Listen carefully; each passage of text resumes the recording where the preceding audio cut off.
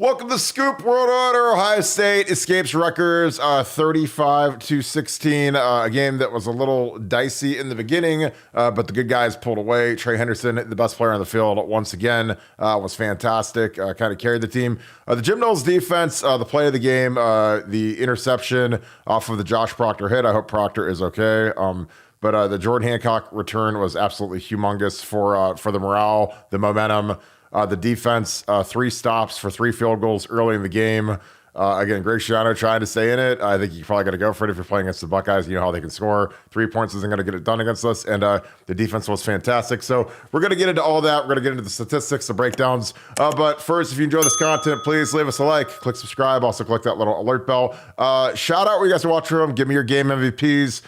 Maybe somebody other than Trey Henderson, because Trey Henderson clearly was the best player on the field today. Again, he has been an absolute X factor, and he's in the argument to me for the best player on the entire team. So I know everyone loves Marvin Harrison, but Trey Henderson, when we need it the most, he's the guy that digs us out of some of these holes. So I got to bring in Nevada Buck. Nevada, Trey Henderson, Jim Knowles. It was like a vintage Nevada Buck kind of game. I think the 2 MVPs of the entire game was that defense with that pick 6, which really, I mean, that game could have gone either way, which I hate to say that given how talented and how good Ohio State is. But, you know, if Rutgers gets another score there, I mean, it's looking a little dicey. But that was like the jolt of electricity that the team needed. But your thoughts on the defense, Trey Henderson, and where do we go from here? Well, first of all, I want to apologize because in my game review, I predicted that it was going to be a close game and that I thought that I was a no bet. I said that I thought that Rutgers plus 18.5 was a good bet, and I want to apologize to the bettors out there. Clearly, Ohio State was the right side, considering the fact that they won and they covered and I think it went over. So, also my 3 pregame MVPs, I picked Marvin Harrison, Trey Henderson, and G. Scott. That was pretty cool, wasn't it? A little G. Scott. Oh God! Out of thin air, I just pulled his name. I'm like, G. Scott. I'm just like, I just have a feeling that G. Scott is going to do something, and he scored a touchdown. So Nevada Buck gets lucky again. But yeah, apologize for my poor game preview, but hopefully we can make up for it with a better game review, and also some Michigan stuff. Some absolutely delicious Michigan stuff that's going on right now.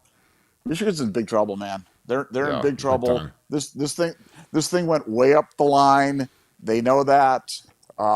If your name is Jay Harbaugh or Minter, then you better be immediately updating your resumes right now, along with Jim. So there's just a lot of bodies that are going to be flying around that are going.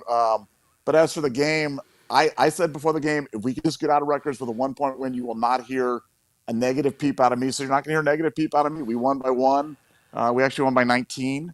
And while there's always things to work on, a win at this point in the year was absolutely gigantic. We now have 2 home games that are virtually unlosable before we go up to Ann Arbor, get a chance to get guys healthy, try to get better.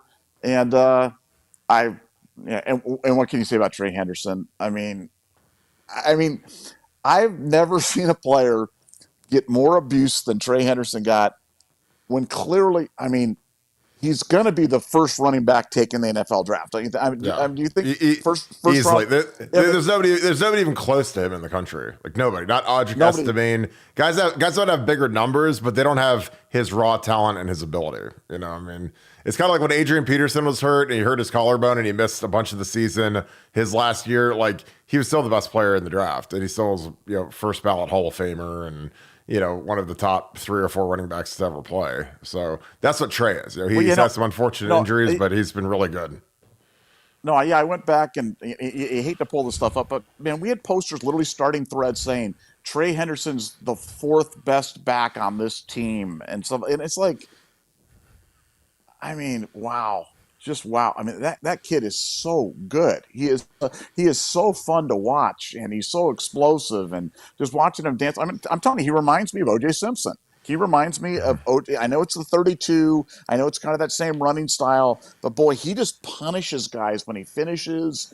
The things about his vision and his stuff. It's like, guys, his vision's great. His vision's great.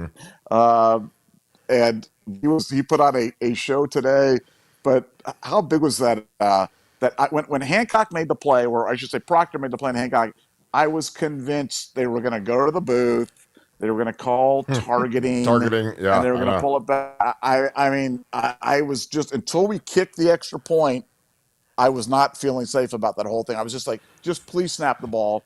Please snap the ball. Please snap the ball. Because I just did not want that to go to a review, because it could have gone to, and that was, you talk about a ball game where you win by 19. Man, they were getting ready to go in up 9 or up 10 in that situation. And that's a problem in that situation right there. So it's not an understatement to say that the entire play, the entire game, swung on one play. But great play by Proctor, great return by Hancock, and go Jim Knowles. Yeah, I mean the numbers from the game today, they're frankly ugly. I mean, Rutgers 22 first downs. They had 361 yards of offense. The Bucks only 328. We got outgained by Rutgers. And of the 328, Trey Henderson had 208. So I mean, he was, he's 2/3 of our offense today. I mean, he was a man among boys. And again, this was just, it's one of those games where, they had a bye week, and again, I know people don't realize how important a bye week is for preparation, but I mean, they had a week to get healthy, 2 weeks to scheme for Ohio State. Ohio State had a tough road game, a night game, Wisconsin last week. And, Wisconsin, they're not the vintage great Wisconsin, but still playing at night at a hostile place against a physical team is draining and it's tough. And frankly, we're really beat up right now. I mean, the best part about the stretch of these next 2 games with Michigan State, Minnesota is those teams stink. So, Cade Stover is a guy that we knew wasn't playing today. And then, of course, he's not on the injury report that Ohio State puts out. They should just write it in crayon, because it's the most worthless piece of information out there. And I don't even know why they put it out, because we're the only team in the entire country that puts out an injury report, and it's never accurate and it never means anything. So Emeka Egbuka's full participation and doesn't play, and Cade Stover not on the injury report, doesn't play. We knew he wasn't playing. I mean, I don't think we see Cade Stover until the Michigan game. But I think that this is going to be a time where we're down 2 starting safeties, we're down our starting tight end. We're just getting Trey back up to speed. I mean, there's a lot of guys that are nursing a lot of stuff that's not public. So, this is a time where we're going to, have to lean on some younger guys like Blake Hartford, Sonny Styles back there at safety. Your thoughts on the depth, Nevada? Because that's the thing is, a lot of teams couldn't survive the insane rash of injuries we've had. I mean, we've missed Trey Henderson, Emeka Egbuka, Cade Stover today. I mean, we've had basically everyone except for, knock on wood, our offensive linemen have been hurt, have been out. But your thoughts on this? Because it's amazing how the ship just keeps moving along. Well, I've said before the season, I've been told by really smart people that are really close to the team that it's the deepest Ohio State team they've ever seen, including 15. So, we have guys on top of guys on top of guys. That's why I don't worry about that stuff. I don't, today was going to be one of those days, in my opinion. Now, we won by 19. We covered. I was wrong. I apologize. But I thought it was going to be a close game. I thought it was going to be a tough game. And, look, that this is why you have the schedule. As much as people complained about the schedule before the season, the schedule sets up perfectly now. You've got 2 cupcakes at home before you play Michigan, and you can get yourself as healthy as you can get. At this time of year, everybody's beat up. Everybody's hurt. Everybody's little bit banged up. But, I mean, I love seeing Malik Hartford back there. I love seeing Jermaine Matthews playing. I love seeing Sonny Styles playing. I love seeing Carnell Tate out there. I was happy for G. Scott. The first half was a story. We dropped some passes. In our offense, if you drop some passes and you get by, then stuff falls apart. And, that's why it was frustrating to watch. But, we pulled it together. And you're always going to have one of those games. And when you have one of those games and you still win by 19 on the road against a 6-2 team, it is rejoicing time. This is, did the defense play great? Nope. Are things to fix? Yep. Did McCoy throw a bad pick? Sure.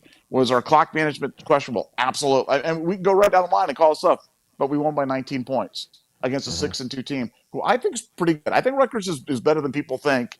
And it was on the road, coming off of a stretch of Penn State, at Wisconsin, at Rutgers. So I'm over the moon thrilled right now. I am so happy. The only thing that can make me happier is have something really bad happen to Michigan. And I think something really bad is going to happen to Michigan. So it's like triple happiness. Yeah. What's your prediction? I mean, there's a lot of rumors. Suspension coming tomorrow for Harbaugh, multiple games, likely back for the Ohio State game, of course. But what do you project to see? Who does it? Is it the Big Ten? Does Michigan self-impose? This is again. There's a billion different things that could be going on right now. But what do you project to happen over the next 24 to 48 hours for Michigan? Well, it's not going to be a 2-game suspension. It's not going to be It's not going to be a minor penalty. I mean, what they came to Michigan with was showing them major penalties, major Mm-hmm. sanctions. And Petitti's been really careful about going out there and making sure that he's got the political support of the other, 13 coaches, the other 13 ADs, the other 13 university presidents, the executive committee. He's got that all on the line. Where Michigan's at right now is they're in the having time to respond now, because that's what Petitti is required to give them, a reasonable period of time to respond. But he brought the goods. He brought goods implicating other people inside of Michigan, including Jay Harbaugh, including Minter, including signed expense reports, showing knowledge of what was going on. And this thing goes all the way to the top, obviously, just by definition, by NCAA rules. But I mean, this narrative that was put out there that the Michigan president shook his finger at the Petitti and told him, "Get out of here. You're Oh not gonna. God. I will not listen to you Yeah. slander Harbaugh, and we will not accept anything." Complete total garbage. It was a very collegial meeting. Yeah. Frankly, the Michigan guys, they want Harbaugh gone, dude. They want Harbaugh Yeah. gone. Yeah. This has been a cosmic disaster for a school that is obsessed with their brand. Their brand is Mm-hmm. permanently tarnished for the next decades as the cheaters. And think about something, okay? I was thinking about this a lot. Michigan kind of went all in on the we're tough. We're tough, and that's why we're winning now. It's because we're tough. We keep the pressure on you, and Mm-hmm. eventually you'll burst. No, it was we cheat, and we'll keep calling the plays, knowing while we're cheating, and eventually something's going to doubt it's going to work. We're going to know you're blitzing left, and we're going to run right, and our Edwards, who sucks, is going to break one, and then we're going to go pound our chest and talk about how tough we are and all this stuff. I'm telling. I've heard from people today that talked about, Michigan was talking about how many players are going to be drafted in the NFL. I think it's going to be way less than what they're talking about, because I think these players are going to look a lot worse when they don't know what's coming. I think that's going to be one of the stories you watch. Michigan was talking about having 18 players drafted or 20 players drafted. Not going to happen. No This, way. this Michigan team's not great. It's not a great team. It's I don't not think a it is great either. team. Yeah, I don't. But I don't think it is so either. They've played literally nobody. So it's kind of shocking. We got a super chat. If you guys have questions, super chats are automatically answered. So anything you have, throw it in the chat. Appreciate your support as always. Spook Junior, $5. Appreciate you, my man. Cam, a fan. Sorry, I wasn't looking past the party and the Gophers. How does Ohio State neutralize JJ McCarthy? Is spying something you look at? I think that this is just, the cage rush from our defensive ends. I think it's, our linebacker spying. I think Sonny Styles is a huge, assuming Lathan Ransom is back and healthy, and Sonny can go back to playing nickel. I think he's a huge add in there. But I think, it's just a total team effort of keep him in caged. Again, they call it a cage rush. That's the term that Jim Knowles used for his defensive ends. They can't just freelance and do whatever they want. They have to rush within the structure of the defense, which is exceptionally frustrating to the defensive ends because they don't get the sack numbers. They can't be like Dwight Freeney and spin on every play and get to the quarterback. So they have to cage the guy. And it works a lot. And that's why our defense has been so tough and it's been so bend but don't break. And we've been, a top 3 or 4 defense in the country all year. But I think that it's just a total team effort by our DNs, Sonny Styles at nickel, and our linebackers. Your thoughts on that, Nevada? yeah, we've talked about Jack and JT, all year long, and first of all, Jack Sawyer is playing at an extremely high level right now. I mean, he is playing so well. But as you said, they're playing within the construct of the defense. They're sacrificing individual Mm-hmm. glory to keep the defense doing the things that they want to do, and you can see it. You see Howard's doing it. In general, they're doing a pretty good job of keeping quarterbacks in the pocket, and I'm assuming that's what they'll do against JJ McCarthy. I think the interior linemen, they've got to stay similarly disciplined.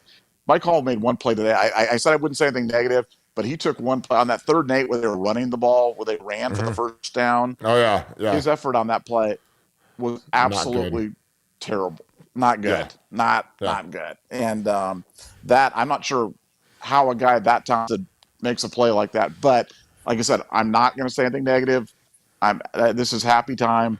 I am so happy, dude. At halftime, when we're down 9-7 and they've got the ball and they're driving, and you're thinking, oh man, could this even happen? To move from that to this point right now where we're at, I like I said, I'm so happy. I'm so happy for the kids. I'm so happy for the coaches. I'm so happy for everybody at the Ohio State fans. Just makes it a glorious weekend, and it's going to be a great run up to the Michigan game because these next two games. I mean, let's just be. We always try to be honest with our listeners. They're pretty much unlosable games. Yeah. You never like to say that about a game, but they're pretty much unlosable. There's Yeah. virtually no way we can lose the next two games. This one was losable. This one was Yeah. losable today, Very much. and we found a way and got it done. So go Bucks, man! I'm excited.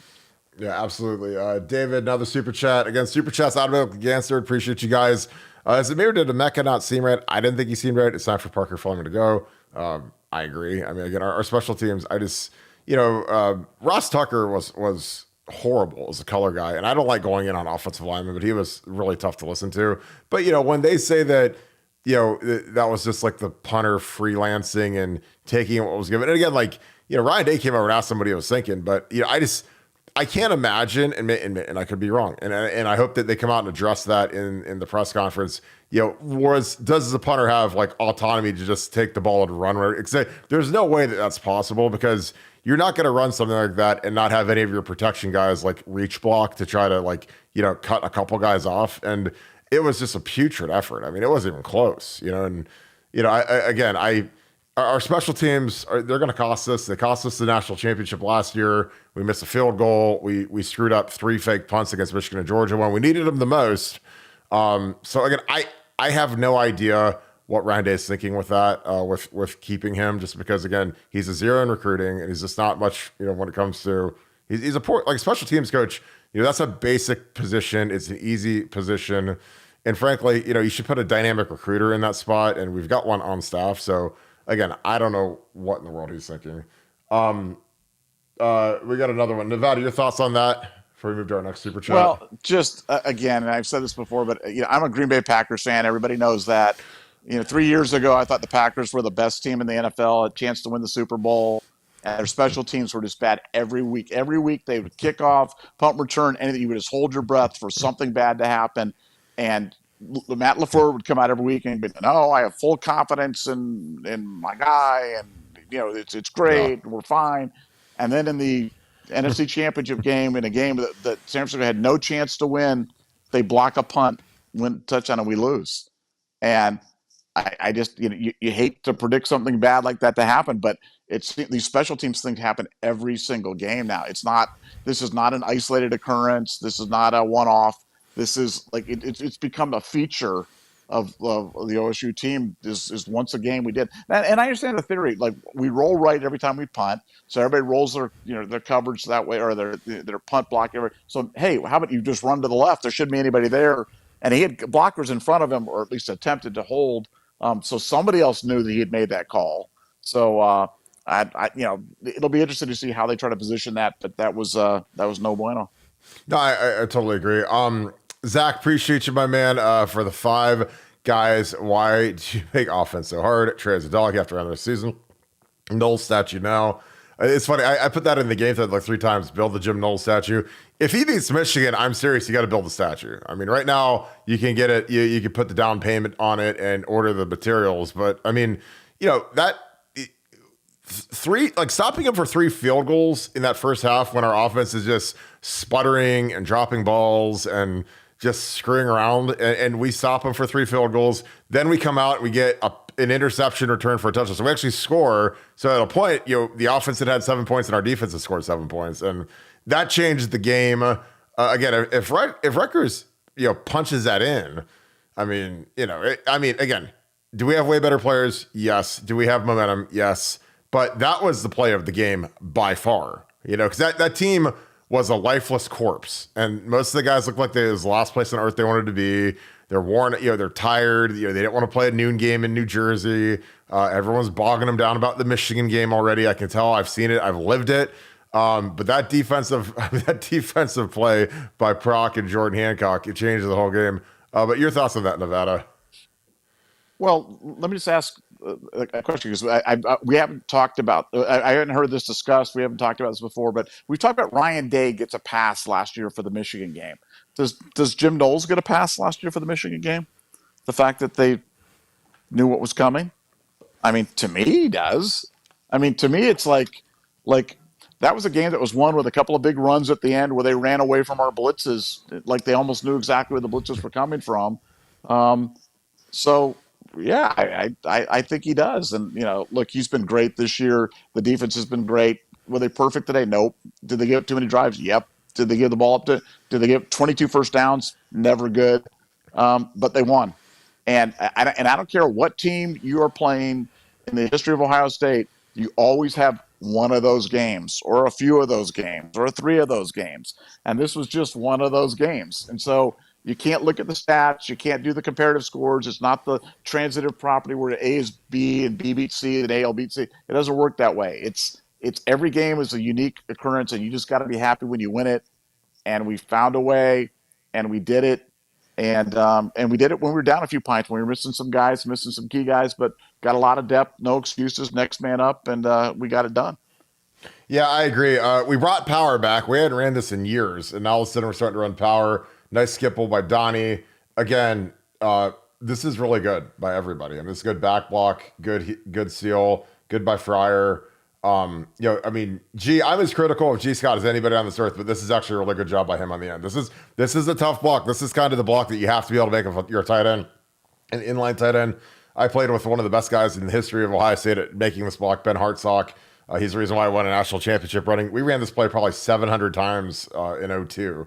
But that's really good by G. I'm very critical of G all the time for his blocking, but that's a real good job.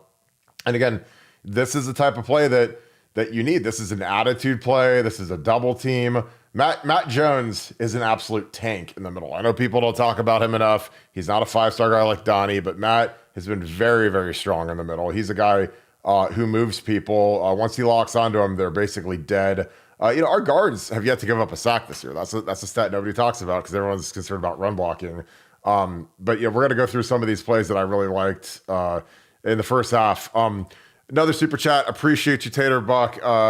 Shout out to Kirk Nevada Buck. Thank you, as always, my friend, for all the film breakdown and the Michigan fiasco, cutting side and keeping it real. Always a good job. If you have a question, toss that in there. I'll try to find it. Again, I appreciate you guys. PJ Studio, also my friend. Appreciate you. Is it too late in the season to move Matt Jones to center? No, it is not. They actually did that in practice this week. Good win today, but I'm concerned about the cheating team up north. I love when you guys put that in there. That's hilarious. Heisman is just not consistent enough. I think that they're evaluating everything. I mean, Carson is a young kid. He has to get stronger this offseason. He has to get bigger. He has to get a stronger base. Again, I've played with centers like Nick Mangold who were immovable objects in the middle. And Carson is more of a finesse guy, and that's not a slight on him. It's just kind of how he's built. It's his power structure. Matt Jones is the guy that, if you put a gun to my head in the preseason and said, Kirk, project the offensive line, I would put Matt at center, just because I like to have a 6-year guy who's playing really well at center. I think your center has to be your second best guy behind your left tackle. But I think, again, as everyone's under the gun right now, especially in that offensive line room, Ryan Day has been going into that offensive line room and ripping these guys. And it has not been fun to be in that O-line room. So he is not pleased with the production. Again, he knows what's at the end of the tunnel. I mean, you can beat the tar out of Purdue and, all these other teams. But you know that when you got to go up to Ann Arbor, you got to be able to go. You got to block Chris Jenkins. He's one of the best D tackle we'll see all year. And he's up there. So you better have a guy in the middle that's ready to go to war. So, do you put Enoch in at guard? Again, Enoch started the Michigan game last year. He got pulled early, played like crap. But he's a fifth-year guy. He's stuck around, didn't transfer. So I think that all options are on the table. And plus, I think it helps build depth if Carson would get hurt. If Carson gets hurt, for whatever reason, you got to put in another guy. Like, do you want to put in another center, a young center, or do you want to go with Matt, which is what I would prefer? But your thoughts on that, Nevada? Yeah, well, like you said, we know they repped some of that stuff last week. They had George Fitzpatrick at guard. They had Enoch at guard. I thought Carson played well today. Uh, I would have liked Ohio State to run some of that orbit motion today. They kind of went away from that. It's like they kind of forgot that they had that. I'm Yeah. still waiting to see a screen pass. Those little passes, those little check downs to Trey are so effective. That one they housed for like almost for 65 yards. In a huge time was big. But I thought the protection was good. I thought the run Mhm. blocking was good. I think they're coming together as an offensive line. It takes a while with offensive line, and we talked about Mhm. this during the fall camp. During the fall camp is generally a time where they build cohesion. You find your Yep. guys, you get them in their spots, you work them together, you do your Mhm. things, and they didn't do that this fall. This fall they rotated guys from left side to right side, from inside to outside, from first team to third team, and they went all sorts of different combinations all week, and that happened the whole fall camp. And now it's just taken us a little while to kind of build that cohesion. But I feel like it's coming. I feel like those guys were opening holes today, and when you got a back like Trey running through them, there's a lot of things that you can do with that. So I actually think that they took another step. I thought they took a big step today, and it was good. I was actually pleased with the effort. Yeah, I agree. I think that these guys, they just got to keep. Again, they know what's coming. Again, especially with these next 2 weeks. This is gonna be a time where Ryan Day has to beat the crap out of this team, and yes, the guys because the whole world's gonna start talking Michigan. I'm telling you, this is gonna be the biggest Michigan game since the '06 game, and it could. I don't know if it's as big as that because of the ranking 1-2, but like the amount of hatred, the amount of vitriol, the amount of cheating, the amount of rumors. I mean, this is gonna be as big of an Ohio State game as I've seen. Troop Dog, you're asking the wrong people on this one, man. I appreciate this so much. Thank you guys so much for the super chats. Again, your super chats automatically get answered. They go right to the top of the queue. Troop Dog, how much difference would a QB that is a threat to run make? Well, did you watch Rutgers today? That guy couldn't throw. He couldn't hit a barn. He couldn't throw a beach ball in the ocean, but he could run. And it was an issue all day. They ran the read option. Again, that guy was one of the worst throwers I've ever seen, but they were still a threat because that guy could scoot. But your thoughts on that, Nevada? I think everyone in the universe knows how mean you feel about dual threat quarterbacks. And again, it's not always just like a guy that's a pure scrambler. It's more that a guy that, on a read option will occasionally actually pull it and then go slide and go make 7-8 yards and make it 2nd and 2. That's what I want. I don't need Lamar Jackson. I don't need Tommy Frazier. And I love JT Barrett is one of probably my favorite Buckeye of all time. But I'm just talking about like a guy that will run on occasion because I think it opens the whole package of the offense up. Your thoughts on that? Yeah, it's the great equalizer. I watching the Rutgers game, and like you said, the quarterback, terrible thrower, pathetic, but he ran it effectively, and in his running opened up the running for the inside running game because you had to respect him pulling it and running the outside or them following him on the lead. So no, it's that's why Devin Brown get healthy. Let's bring him in some of those red zone packages. But I got to give Kyle McCord. They ran a quarterback sneak today. Did you see the deception? The old Trey Henderson waving to the sideline like he didn't know the play, and Kyle went up there and they snuck it, and it was like, Oh, oh my gosh, we did it! It was beautiful. we did something. We did it, and Kyle didn't die, and he got up and he his life he managed to run that quarterback sneak, and his entire body wasn't shredded, and so no, yeah, I'd like to see more of it. I've always wanted to see more of it. I think the great college teams in these days and time almost exclusively have a quarterback that's dual threat, and Yeah. right now we don't. Now I still think we can win with Kyle, but would it make it easier? I think we are playing offense on hard mode when we don't have that and we don't utilize that. And now the good news is some of the quarterbacks that you see him, Ryan Day bringing in. I mean, Aaron Nolan is absolutely dual threat. I mean, he's not a Yeah. runner, Yeah. but he'll run. You know what I'm Yeah, saying? he can absolutely run. Yeah. So it's not. Yeah, I don't think Dave's completely abandoned this, but man, yeah, I think we do things the hardest way sometimes. I do too. Dub V Buckeye, appreciate you, my man. I assume that's West Virginia, West by God, Virginia. Appreciate you. You guys are the best of that. I had this one pegged, tough one. I agree. I mean, we get a cheap touchdown at the end, but I mean that was way. I know a lot of people were freaking out. My phone was blowing up. Our game thread was blowing up. I mean, people were freaking. Gabriel Carter, appreciate you, brother. Homer and Hendy came back with a vengeance. I love that nickname. That's a good one. That one might stick. That's a good one. What do they need to do to play a complete game? These slow starts are killing me. Team with is blaming Coach Day for getting caught. Typical cheaters. again, that's Zach Smith trolling, and it's like literally like the On3 Michigan site ran with that like it was real, and I'm like, I mean, they better have something on that because like Shannon Terry is retweeting that. I'm like, come on, guys, like that could be on like Mad Magazine or like The Onion, that article that Ryan Day had his brother go up and snoop around and turn in Michigan. But Nevada, what does Ohio State need to do to play a complete game and maybe eliminate some of these slow starts? Well, I just think we got to quit putting ourselves behind the chains. I think that you see Ryan start opening up the playbook as he kind of goes along, and I thought we had kind of bad Ryan in the beginning, and we kind of morphed into good Ryan.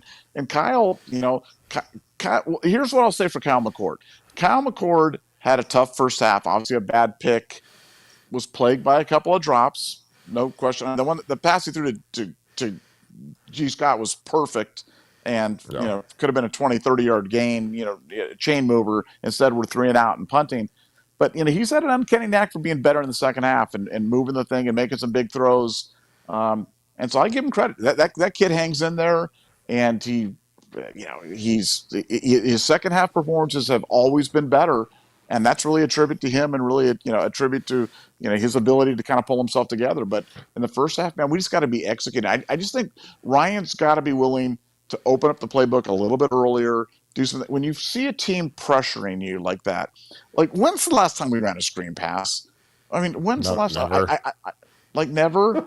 Like, can we please run a screen pass? Like all these teams want to, they want to bring pressure. They know when we're in a situation, they know that's the way they're going to hang in these games.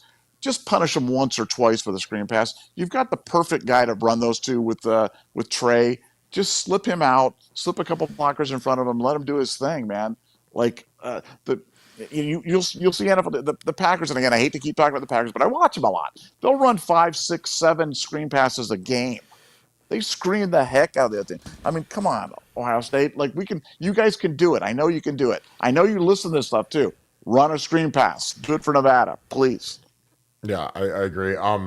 Rob, appreciate the super chat. G. Scott can't block, and my call can't stop the run. I am very critical of G. Scott's blocking. He had a couple where he hung in there, but he had some where he was whiffaroo. I mean, but I mean, Cade's hurt. I mean, I would bet a solid amount of money we're not going to see Cade till the Michigan game. So, I think but on the G. Scott one, there was that one play that they ran. I mean, again, he was set offside. He was in kind of that wing position, and he was responsible for blocking the defensive end who was slanting across his face. And you and I've talked about that's a hard block to make. Oh yeah, it's a stupid play call is what it is. Exactly. Eventually, like if you have a brain and you figure out after, I don't know, 9 weeks and, a month of training camp and spring ball that a guy can't make a block and you keep calling it, then that's on the coaches. Eventually, like if you keep having a guy do something that he can't do, then stop doing it. It's like when we were having Mayan Williams run like wide stretch plays, and Mayan runs like a 5.1 40. He's the slowest running back I've ever seen at Ohio State. It's mesmerizing that he still actually gets the ball, and we give it to him. And I know that he's great in between the tackles to get those big 2.5 yards per carry and stuff. But I'm like, stop trying to get him out on the edge. If you're gonna run him up the gut. Hope that somebody misses and he gets 4 or 5 yards. That'd be great. But I'm just telling you, like it's like some of the stuff we do with guys that can't do certain things, like Mayan out wide, G. Scott backside blocking. I don't like. Sometimes you have to do it, but you either have to help the guy or you have to make it a different play call. I'm going to break down this play. This is another. I just want to ask you, how many times have we broken down G trying to block?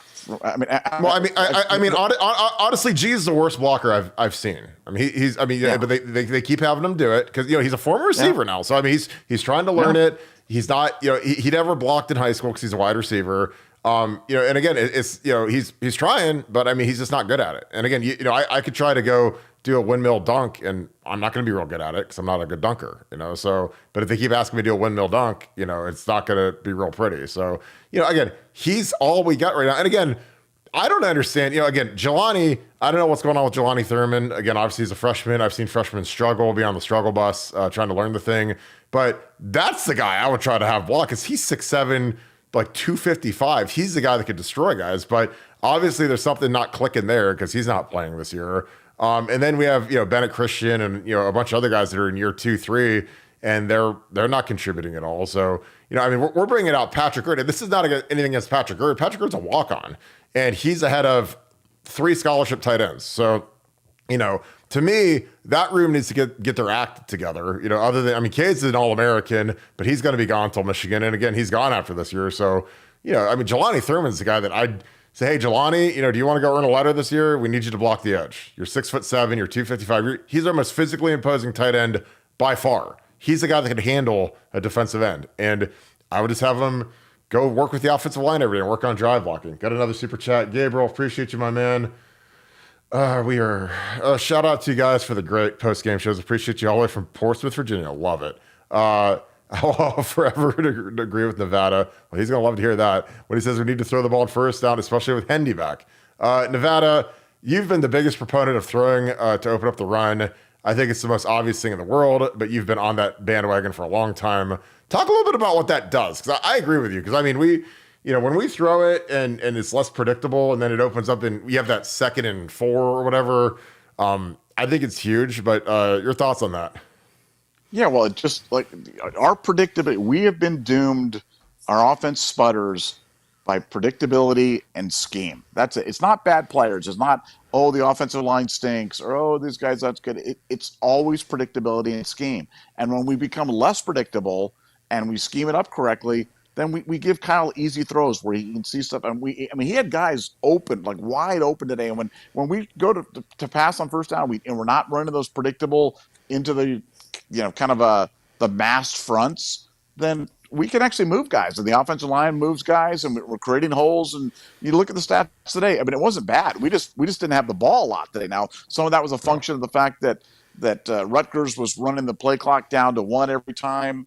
Some of that was the function of the fact that we had a 90-yard interception return. So, we didn't get the ball for there was literally like 10 or 11 minutes of gameplay when we didn't touch the ball on offense, not one time. And so, it's a little misleading, but no, I think, Dave's got to commit to pass to open up the run. Because you look at the weapons that we have, when you've got a healthy Cade Stover, when you've got, Emeka and Marvin and Carnell Tate and Brandon Ennis and Trey Henderson. And I love the 2 back stuff too. I like the Trey and Chip stuff because I tell you what, Chip is a really good blocker. And I love it when they fake Henderson outside and they run, Chip up inside, because he can run with it too. So I think that gives them a lot of flexibility. I like that. I like that formation a lot. But no, we've just got to commit. We've just got to accept the fact that we're a pass first team, and there's nothing wrong. That doesn't make us soft. That doesn't make it. Forget all the narratives. It doesn't matter. Just win the easiest way, and that's the easiest way. Yeah, and again, Rutgers ran the ball 43 times. So I mean, they were trying. They're doing the same thing Indiana did. They're trying to keep the ball away from our offense, burn the clock. Now they're 43 for 32. I'm sure Jim Knowles will be ripping these guys on the way home. It's a win, but we gave up 5.4 a carry, long of 45. That is very uncharacteristic. But they only gave up 129 in the air. But we gave up some long runs. I thought their tailback was really good. I mean, he was their best player by far, and he was the guy that he made money today. He probably made some draft boards because he was their biggest threat. We're gonna break down this next play with Trey. Again, I love seeing Trey. Again, we're just running. This is just an easy open zone play. Marvin does his release to take the corner out of the play because with a guy like Marvin, I'm good with this. He doesn't have to stock block. He can just inside release here, take the corner with him. This is really good. Again, Matt Jones is playing at an exceptional level right here. Wins his block. Can opens this thing, gets them out. Josh Fryer just has to keep this guy from going inside, so that's a plus. That's a plus. Carson does a good job here. Carson and Donnie, I've been very critical of the combination blocks, as has Justin Fry, as has Ryan Day. So it's not like I'm just being a hater. I just have eyeballs, and I know offensive line play really well.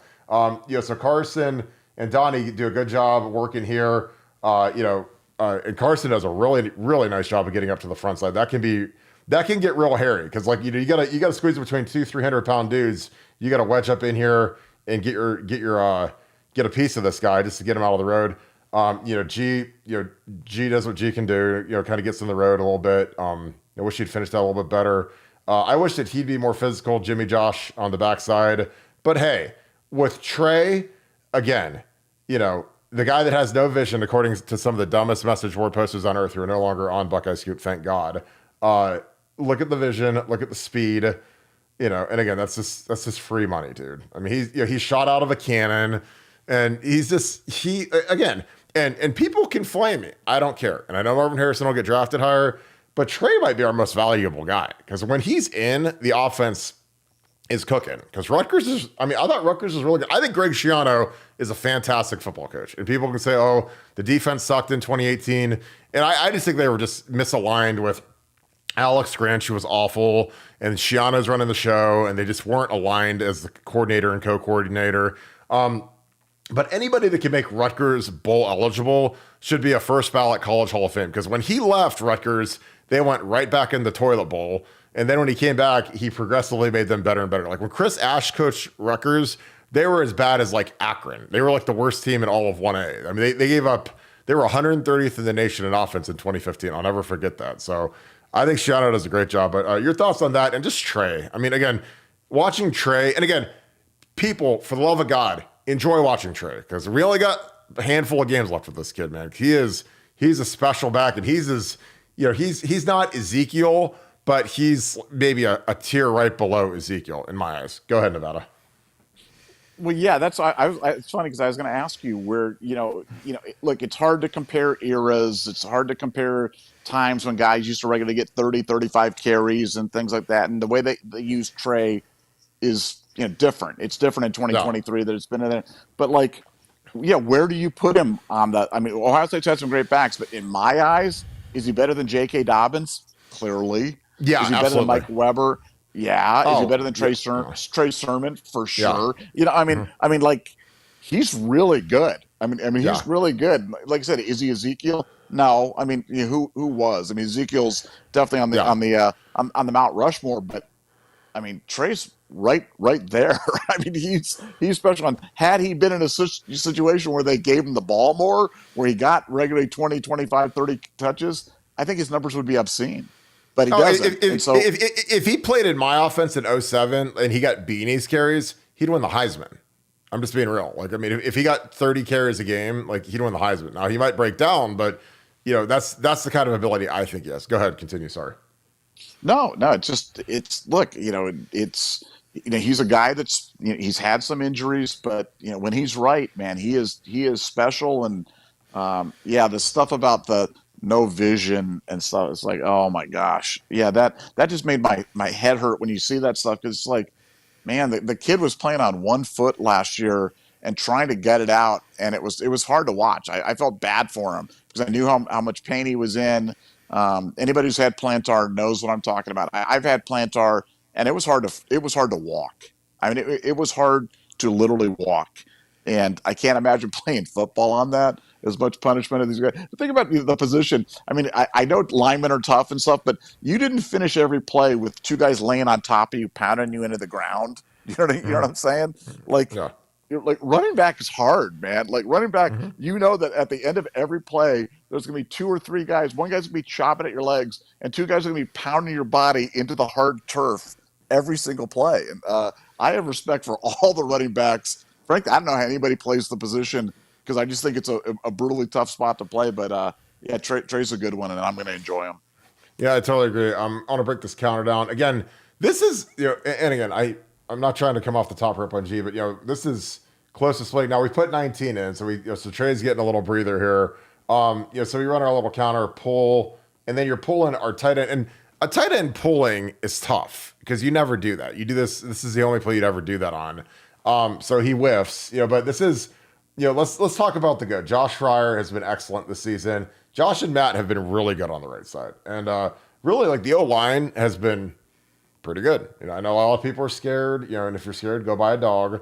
But this double team, they launched the 3 technique out here. They get a nice big piece of him, get him out of there, so you get a nice crease there. You got a nice wrap here by your kick guy. They are wrong arming, W-R-O-N-G, wrong arming, which is a football term where you turn your shoulder in and you try to spill the ball out here.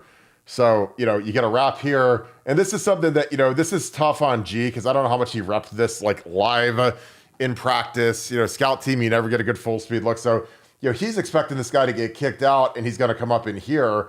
And instead, the guard basically, logs him, like kind of seals him here. And he's thinking to come up in here, and he really needs to be coming out here. Because again, if G, who thinks he's coming in between this, can get around and clip this guy, this thing's going. But he doesn't. And again, that's like I said, I'm hard on G Scott. Like I'm a very fair grader. I'm a hard teacher, just like the hard teacher you had in high school or college or whatever. But I just think that's really tough because that's hard to rep its full speed. And again, he's thinking the whole time. He's thinking at this very moment that Donnie Jackson is going to kick this guy out. He's going to launch him this way, and then he's got to get up in here into the hole and find number one. while he's running sideways. Like this is not easy. Especially when this is hard for pulling guards to do, let alone a pulling tight end. So all of a sudden, he thinks that there's going to be this big explosion and he's going to go that way. And instead, he gets in here and he wraps him. And all of a sudden, he's surprised by it. And he's not deep enough, so he bumps off of him.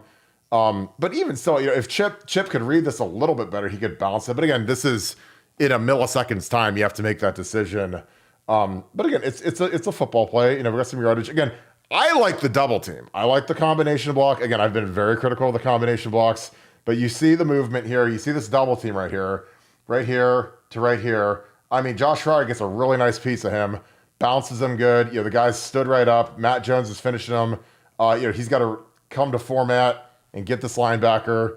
Again, Josh has to keep his feet a little bit better, but I just think that he was coming out down like he wants to pulverize this guy. And I love that he's down in a 3-point stance. He's not in a 2-point. You have more power and more leverage when you're lower. You start lower as opposed to starting in a 3-point. My biggest pet peeve is we do a lot of run blocking out of 2 points, and I think it's completely stupid. So, boom.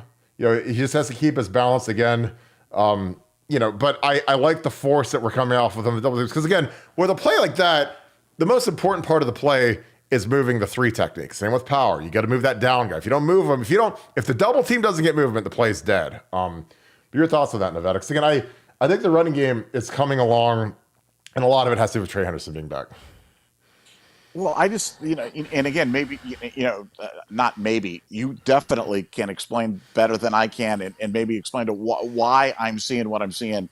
The running game seems to be playing with more velocity now. You know what I'm saying? It seems like everything, like the blocking schemes, clearly the running, Trey looks like he shot out of a cannon, but I don't know if it's the schemes, the guys, or whatever it is, but it seems like we're playing with more velocity in the running game. We are launching people.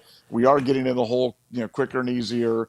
And as a result, the running game's starting to work. And, it's fun to watch. Everybody likes to see a good running game work, especially when you've got the weapons that we can to throw it, because, very few teams in the country have the ability to. We have an argument that we have the best running back in the country, and we have the best wide receiver in the country. And think about that. Just run that one around. I believe in my heart that Trey Henderson is the best. I cannot think of a better running back in the country than Trey Henderson. And I think Marvin should win the Heisman. So, we've got the weapons. It's just fun to see how they're using them, in some of the running games, and the running game seems to be clicking. Mm-hmm. Yeah, I totally agree. I think Trey, again, the shame about all of this is Trey won't win the Doak Walker. His numbers won't be gaudy enough because he missed so much time, but he's the best running back in the country. Anybody with eyeballs can see that there's nobody in the universe in college football this year that I would trade for Trey at tailback. G. Scott's pass, again, this is a nice, when you combine concepts together and, these safeties are back here, these linebackers have seen a pulling guard, they've seen a counter, they've seen a power, they've seen Donnie Jackson pull a couple times on this drive, then all of a sudden you pull them and it's a pass protection. This is a pass protection. We used to call it water. And literally, you get the same look, you get the same down block by these two guys. So you get that double team front side, you get that edge protection. And then Trey just flares and McCord does like a little arm toss, you do it kind of real pronounced to get the eyes of the safety, get these guys to look at your hands. And then G kind of, you do a little clear out here. This is always tough because, when you figure out who has G in man, and it's this guy has to cover this guy, and this guy is going to kind of just go and clip him or get him to clip him or just create a little bit of confusion, a little bit of traffic right here, and you watch it, and this guy clears it, but again, this is eye discipline and sticking, and you see the fake, you see, Trey does a good job, gets his hands up, again, you want to make it so it looks like you're catching a pitch, Kyle does a good job flashing the pitch real quick. And then all of a sudden, he drops a dime in there. That's a fantastic catch by G, a contested catch. Again, for what he lacks as a blocker, that's a nice wide. He was a top 10-ish type wide receiver when he came out, and he gets the chance to actually be a receiver there. So good for that kid. Again, really nice play. This is a nice shot by Kyle. And Kyle was erratic, but this is one that we needed, and he wrestles the ball away, he gets his foot in. But your thought on that play, Nevada? I like the design. Again, I think that Ryan, when you're scripting that first drive and you put, the concepts together, you put the pulls together, and you say, okay, well, they've seen the pull 3 times. They've seen the left guard pull. So this time let's run a pass protection where he pulls. It's just that little mind screw all of a sudden. But your thoughts on that? Yeah, as you mentioned, I would like to see. I couldn't tell who the wide receiver was, but I'd like to see him run his route up the field a little bit more to Fleming to pick that guy, because I think that's how that's supposed to be designed. It's a little bit more contested than you would have liked, but here's a back angle of it, so you can see what you're talking about. Yeah, he kind of went inside, and I think if he'd have stayed up the field a little bit, he could have maybe drug that guy off on him and popped G wide open. But hey, great play, great catch. But then G comes back and drops an easy one, and it's like, man, those are. It's great that you made the contested catch. It's great that you scored that touchdown. But boy, we need those chain movers too. Fleming drop one, G's drop one.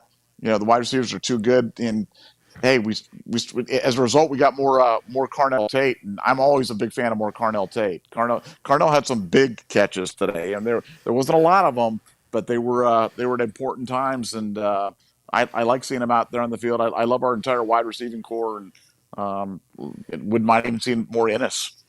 Yeah, I mean, Tate and Ennis are guys that I'm not sure why Ennis doesn't get more run. Again, I know they're loyal to the older guys. That's why they're playing Julian Fleming. But, I think with Emeka banged up, again, he's healthy, but, he's still getting back into game shape.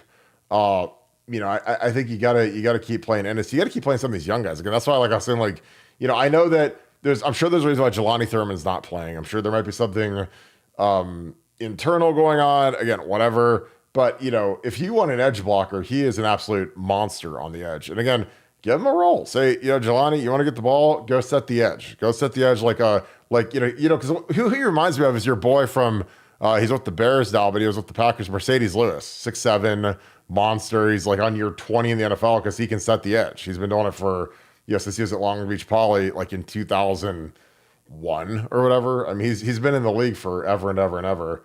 I got a little out here. I think this is to Carnell, or is this to Marvin? Give me 1 second. I'll get this thing dialed up.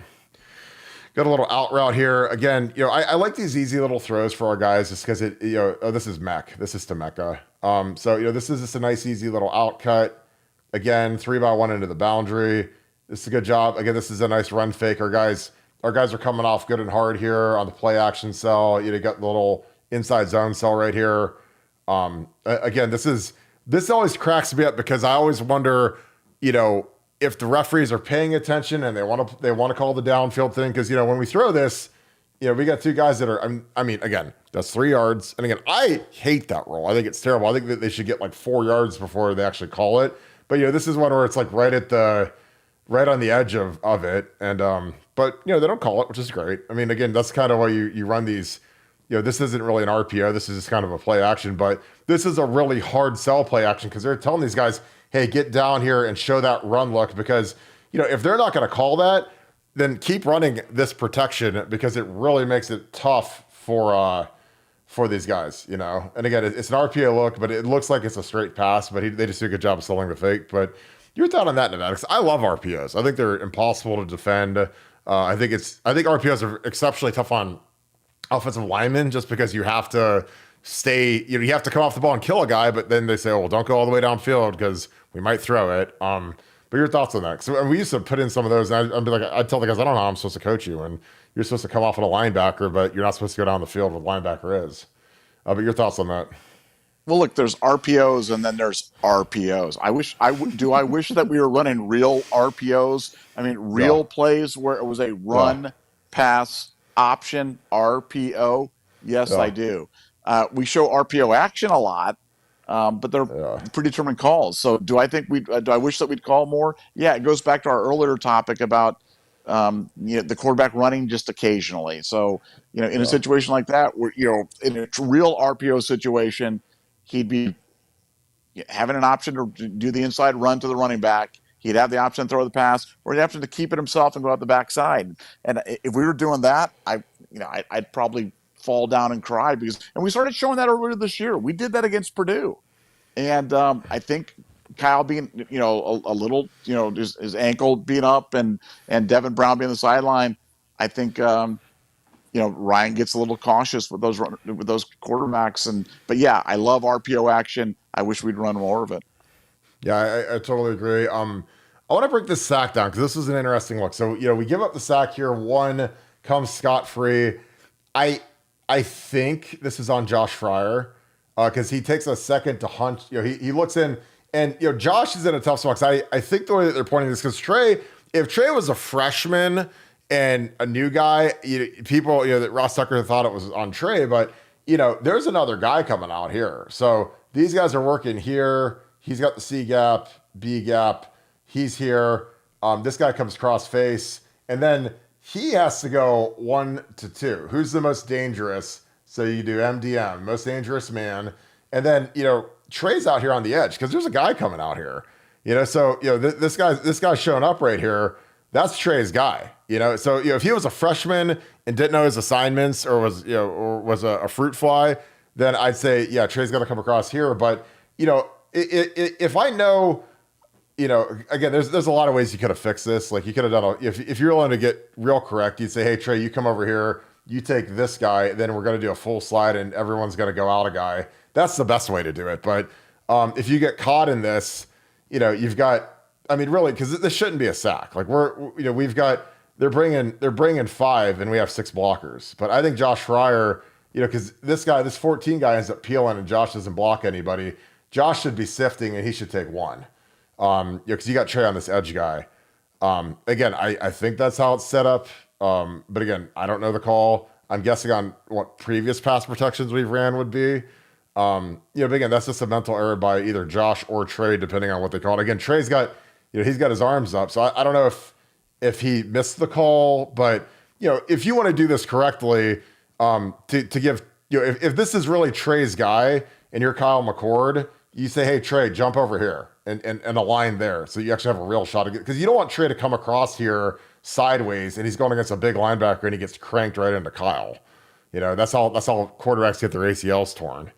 But I just wanted to break that down real quick. But otherwise, like the protection was pretty good. And again, give credit to Rutgers. Like again, I'm not the king of giving the credit to the opponent, but those guys play really, really hard. And those guys had an extra week to prepare. And I think Greg Schiano is a fantastic coach. Again, I'm not trying to, Kirk loves Greg Schiano, but I'm like, dude, if you can make Rutgers good, then you're like one of the top 20 coaches in America, because that is an impossibly bad job. And they were terrible when he was gone, and magically they're getting better. But your thoughts on that, Nevada? No, I do. I thought it was going to be tough. I love Schiano, big Schiano fan here. Yeah. And I think he's perfect for Rutgers. I Yes. think he was great there the first time around. I think he's going to be great if he stays there. It's a perfect job. It fits his personality, and I have a lot of respect for him and a lot of respect for the job they've done there. And so, can we segue? Can we talk about Michigan now? Can we please Yes. talk? Yes. Let's go. From going coaches that we respect so much. Can we now talk about coaches that we have the least respect for? The coaches. Well, before you get rolling, we're going to talk about the coach we have the most respect for, the Mall Santa, our boy Jim Knowles. So that's who we have the most respect for. So go ahead and get into your Michigan least respect for. Well, first of all, yeah, Jim Knowles for Broyles Award. Jim Knowles.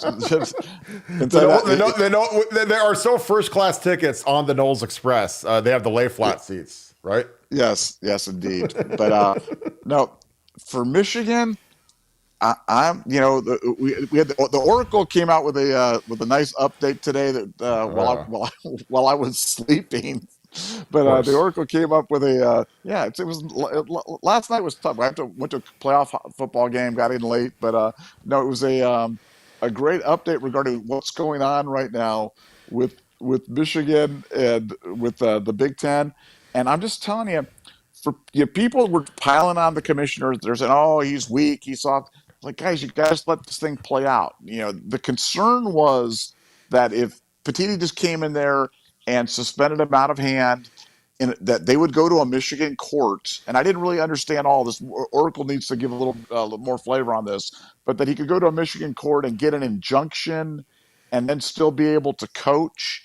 And so they've been trying to kind of get the support of the for the Michigan administration to see kind of the inevitability of this. And what I'm hearing as I'm sitting here today is I'm hearing indefinite suspension, which means definitely the rest of this season starting Monday. So I think this all comes down on Monday. I think Jim Harbaugh has his final hurrah tonight against Purdue. Now, could it happen sooner than that? Yeah, I think it could. But I think this is all coming down on them. And for Ohio State fans, if you've been following this thing, we've been right. All the Michigan reporters have been wrong. And the Michigan people watching the Michigan insiders flail around on this issue of, oh, everything, we're in the clear. Oh, it's great. Well, no, it's bad. It's good. It's good. We told them off. We're good. We're safe. They're not. Now they've all kind of come around to the position of that it's bad. It's bad. It's going to be bad. They're just coming back to the position that we've been on all along in this. This is not going to be good for Michigan. This is not going to be a small thing. This is unprecedented offenses. It's going to result in unprecedented punishment, and I think it starts Monday. I mean, that'll be something, man. Who do you think, if they do suspend Harbaugh, who do you think is promoted to interim coach? Boy, that's a great question. I mean, I just thought, well, first of all, there's nobody that isn't been touched by this. It'd probably be Sharon Moore or whatever. I mean, but he's as guilty. They just haven't been able to tie him directly to it. But they all knew. They all knew. They were all involved in this. They all were celebrating this. This was the reason for their ascension. This was the reason for their whole talk about toughness and everything else. And so now, they had to have it's funny. It was like a cover story for how they got good. So we got good by committing to toughness. No, you got good by committing to cheating. That's how you got good. And now you don't have that anymore. Do I think they'll lose every game? No, but I'm telling you, the games are going to feel different. You watch. The games will feel different watching Michigan football. And I watch them all. They'll feel different because they've grown dependent on it. It's like they're like an addict that's been grown dependent on making calls predicated upon knowing what offense or what defense you're being gone up against. And that has to affect you as a play caller, both on the offensive and defensive side. And I'm predicting it'll be palpable. I agree. I mean, that's like the funny thing is like, how do you suspend Harbaugh, but you don't suspend the coordinators that are actually getting the play calls from, Connor Stallions? Because again, like Connor, you're picking the attorney thing out. Oh, nobody knew. Nobody had any clue. No, he said as far as I know. That's what he said. As soon as you saw that comment in there, you're like, okay. As far as I know, nobody knew. Yeah. I know nothing. Like, here's the deal. Like, this is how it works in college football, especially major college football, when there's $10 million head coaches and $3 million coordinators. Like, look, if you're saying stuff to those guys, they're going to say, okay, how do you know this? How are you so accurate? Why should we listen to you? Because again, this guy is a $55,000 coach telling, a $3 million coordinator what the play is or what to do. And so that is as abnormal as if, aliens landed, in the United States and went to Las Vegas tonight and took it over. Like that's how crazy it is that these guys are listening to a $55,000 employee every play, and it's on tape. And this guy's at the games. Because again, here's the other thing. If you're a $55,000 guy, like that's a real guy. That's a real employee. You're not an intern. You're not a student. You're expected to be at everything. So when they, when like again when they show that the clip at Michigan State when he's with Jim McElwain and their staff, like if you're a $55,000 recruiting employee, you are expected to be with the team on Friday night. You're going to be at the team dinner. You're going to be at the team hotel. Like Mark Pantoni, when I worked with him was making about 150 grand, and he was at everything we were at. He didn't get to leave the office until 10. Like when we were working, he's there working too. He didn't get to go home at 4 o'clock like the secretaries do. He had to stay like we did. He had to go to the team meals. He'd be on the plane. He'd be at the hotel, until 10:30 at night or whatever. So that's what Connor Stalions would be expected to do. So if he's not there, he has to tell the people above him, well, why aren't you there? Oh, coach, I got to go scout this game at Central Michigan. They got me a sweat jacket and a hat, and I got these really cool sunglasses that can record everything. So I'm going to be in there, and I talked to one of the interns, and they're going to give me the field pass. They're going to slip it through the gate, and then I'm going to come in, and I'm going to pretend I'm him, and they'll never know, and he's going to stand there on the sideline. And because once you're down on the sideline, it's not like they've got some safety patrol guy walking around looking at everybody's belt loops, looking for a credential, the bench credential or whatever, the bench pass. So once you're down there, you're pretty safe. You could take your thing off. Guys usually don't do it after the game, but there isn't the police walk around checking badges after you. Once you're down on the field, you're down there. So I'm sure that's what happened. I'm sure he got down there. If you run out with the team, it's not like when you run out of the tunnel, like the guys sitting there looking at everyone's belt to make sure that they have their little bench pass. Like you're just kind of there. You're expected to be there. So, but your thoughts on this? I think that it's hilarious. I think that Michigan danced with the devil and they got a little too close to the sun and they are now cooked. And how excited are you about that, Nevada? It's so great. It's like, it's so great because they cheated. I mean, they got good by cheating. They had their golden moment by cheating. They ruined CJ Stroud's legacy at Ohio State by cheating. They probably cost, CJ Stroud the Heisman, maybe 2 by cheating. They subjected Ryan Day to a false narrative by cheating. They really affected Jim Knowles' initial year by cheating. Just everything about it's bad, and enough bad things cannot happen to them and their coaches and their fan base because, as you said, they all knew. Yeah. Your point about the coordinators listening to this guy is such a great one, and I haven't heard anybody make that point. But it's so you're going to go, oh, they're running right. Well, how do you know that, Connor? Why am I going to listen to you and put my entire thing on it? Well, I just know, Coach. I can just look and I just get feeling like nobody's buying that. Like they all knew. No. They all knew what it. No. Well, I've recorded 8 games and I know their signals and I have a guy to. Oh, okay, now I got you. Hey, sit right here by my shoulder and make these calls for me. Help me out here a little bit there. That's what happened. We all know that's what happened. But most importantly, that's what the commissioner of the Big Ten knows happened. And he's not playing with it because you've got 13 really, really angry schools and one perpetrator, and they're going to pay a price. Yeah, and again, Jim Knowles, who is as good of a adjuster as there is in college football, in terms of what he does on defense and how he gets, like I said, we're beat up and we're still cranking along, kicking butt on defense. When he first got into Ohio State, he kind of went through what his prep looks like, what his routine's like, so it's like Sunday. I mean, he gets in super early, breaks film, starts, these coaches that have climbed the ranks to the point where they're making serious money. They're making $2-3 million to be a coordinator. They've had a routine since they were, janitors at Cornell trying to break into the profession working for free. Since they were Connor Stalions. They were like a $0 volunteer guy, and then they get a job as a recruiting analyst, and then they become the tight ends coach, and then they become the coordinator.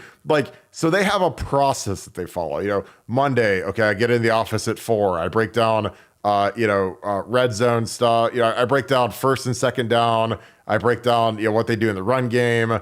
At noon, I go, eat a little lunch, get a little run in, get a little workout in. Then I come back, I hit the pass game. I work till 10. Then I come in Tuesday, 4 a.m. I break down third down. I break down red zone. They have this whole specific process, and then they build out their call sheet and they build out the practice report. They build out what they want to rep in practice. What do they want to teach the kids? What do they say? Okay, this is what we expect Rutgers to do. When they have tight end bunch to the boundary, they're running toss to the left, or they like to run this play action pass, or they like to run this read option. They get down in the red zone and look for trickery, look for the fumble, look for whatever. So they do all this process, and then they go, they get into game mode, and these guys, they get in a zone.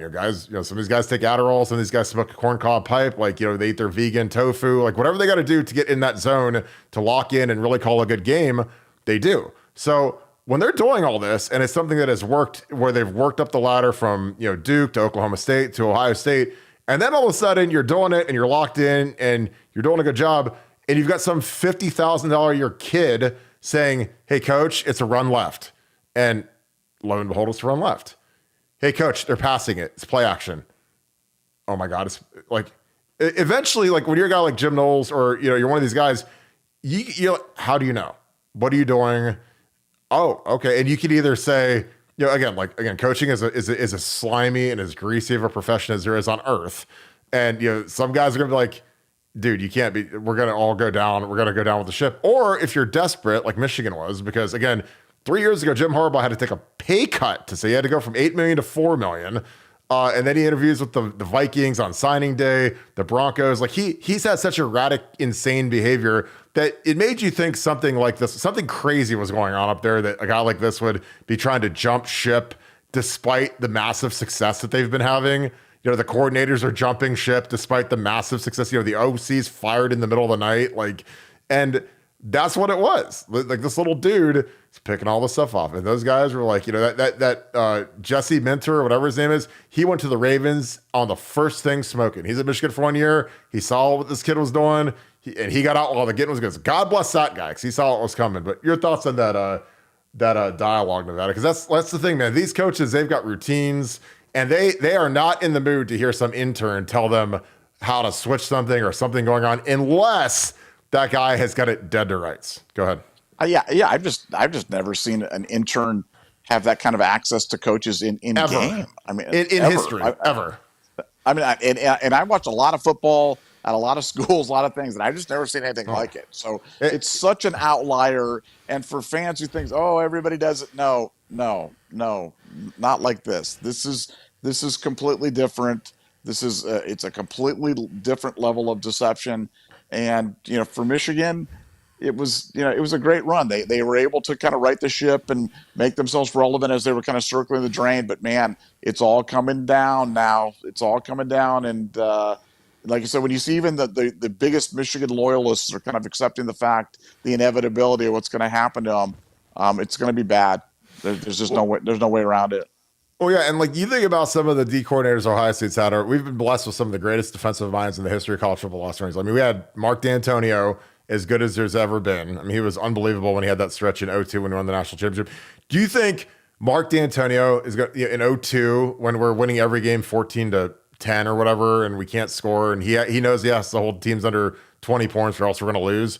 Do you think he's going to let some intern say anything to him on game day? Do you think Luke Fickell, when he's calling the defense, is going to let some intern say anything other than down and distance or personnel? Those guys don't say a word to Luke Fickell about anything strategy oriented. I have, an unbelievable insight on all this because I literally sat next to Tom Herman and Tim Hinton when we were in the booth. And the only time I ever gave any suggestion to Tom Herman was when we were going to run the ball, when Urban Meyer, and I love Urban Meyer to death, wanted to run the ball against Purdue when we were tied with those guys at Kewan Short. And I said, if we run the ball at Kewan Short, he's going to kill us and we're going to lose. And you guys are going to get booed out of the stadium, and Ohio State fans will want to fire you your first year. I said that. And I was not kidding, because I watched Kewan Short whip Corey Linsley, whip Andrew Norwell. And those guys are NFL fringe Hall of Famers, guys that have made, $80 million each in the league.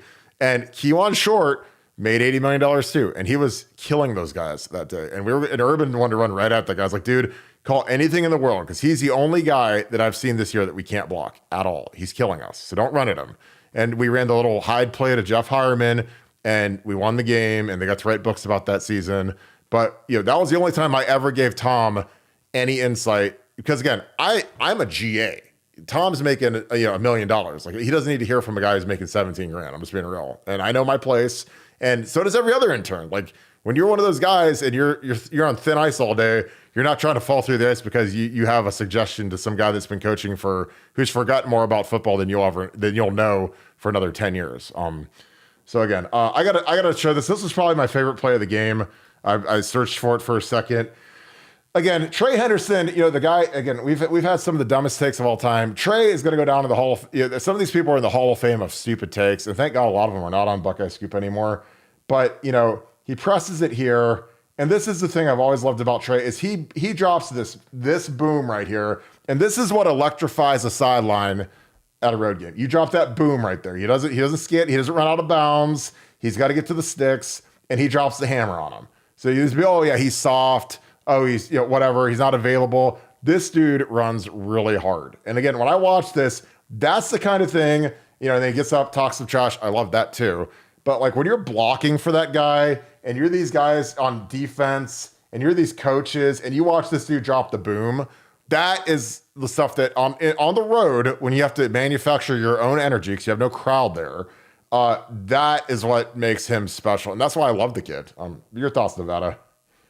Yeah, I just like the way he runs. He runs so violently, and it's funny for a guy that has a reputation with a segment of the fan base as being soft or doesn't like to play. I mean, he just runs. I mean, he runs too hard. I mean, he likes contact too much, in my opinion, because he just wants to run through everybody on the field. And yeah, he's just so fun to watch, and we're gonna miss him because guys like that don't come along. And we don't have another guy like that. Dallin Hayden is not Trey Henderson.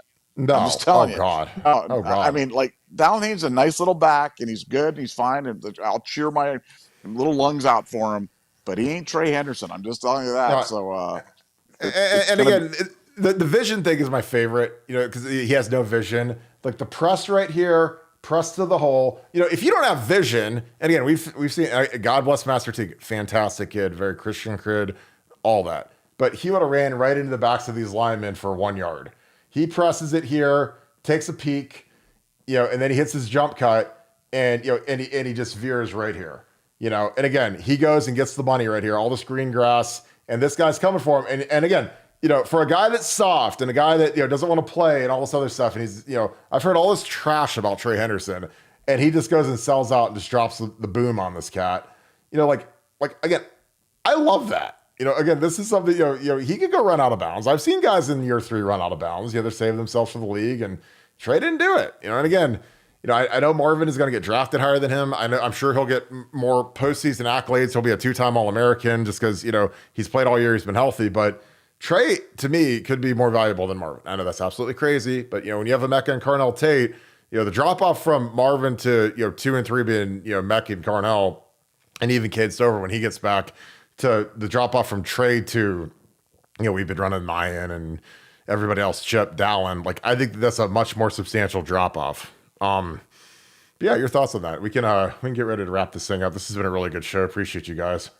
Yeah, just enjoy. Look, Ohio State fans, enjoy the day, man. Just sit back and if you're a wine drinker, have a nice glass of wine. If you're a cigar smoker, smoke a stogie. If you're a fast food eater, go have a double.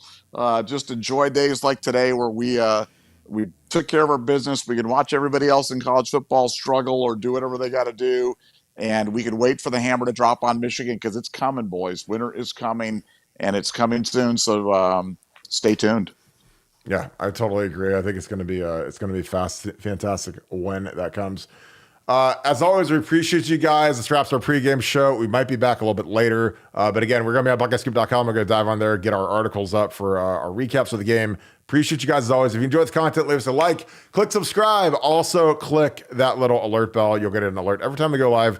Tomorrow for Sunday, we usually go between the afternoon games and Sunday Night Football kicking off. So right around that 7:45 to 8:15-ish window, we'll be back on.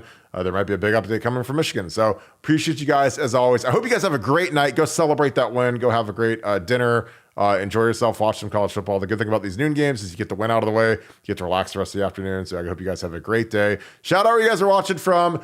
Put your comments for MVP. And, where do we need to get better? I want to hear what you guys think. Again, I love your analysis. I read all your comments, and I appreciate you guys as always. So I hope you guys have a great night. Thank you so much, Buckeye Nation. Thank you, Scoop family. I will talk to you guys tomorrow. Go Bucks.